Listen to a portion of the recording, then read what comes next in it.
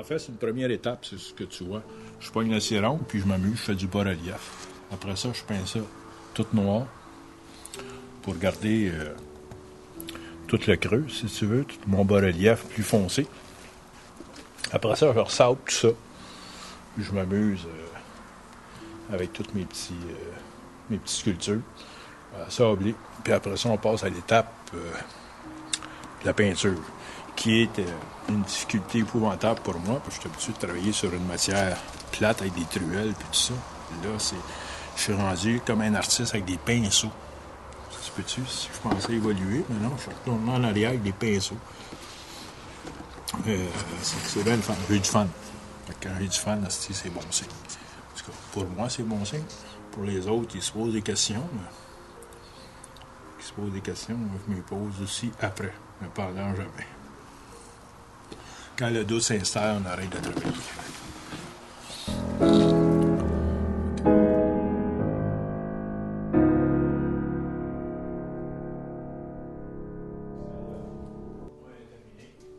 me reste à faire la finition des côtés, parce que ça va être plaqué sur les côtés. Parce que je trouve la finition un peu ordinaire. Que ça soit quand même esthétique. Pour moi, c'est important la beauté aussi. Puis celle-là qui est terminée aussi, qui reste les côtés à finir. Mais ces deux tableaux qui sont finis pour moi, je suis content. Celle-là, je vais l'attaquer cette semaine parce que je récupère mon temps.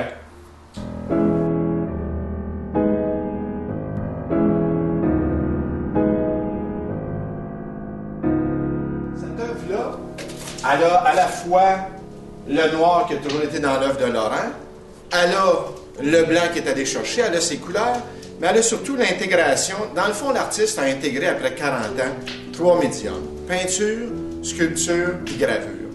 Et c'est ce qu'on voit dans ces œuvres. Plusieurs étapes dans cette œuvre-là. D'abord, il y a comme un bas-relief qui sert de fond, qui est dans le fond d'aller faire de la texture sur un matériau qui n'est pas une toile, mais qui est du bois. Et ça, c'est très proche aussi de la gravure, et ça va pouvoir se travailler en gravure grand format. Ça fait partie des intentions du projet.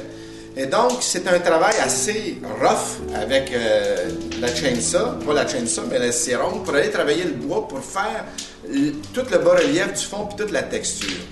Mais cette étape-là, après ça, écoutez, il y a une multitude d'étapes de peinture, de sablage, de jet de sable, et de tout ça, pour réussir à créer les ombres, les lumières, et à faire la composition de l'œuvre. Cette œuvre-là, elle est convexe. Elle est ici, ils sont convexes ou concaves, je ne sais jamais laquelle est laquelle, mais il y en aura dans tous les sens. Et donc, on ne veut pas avoir une œuvre qui est à plat, mais on veut avoir une œuvre qui avance, qui sort dans la pièce où on est, et pour habiter encore mieux l'espace.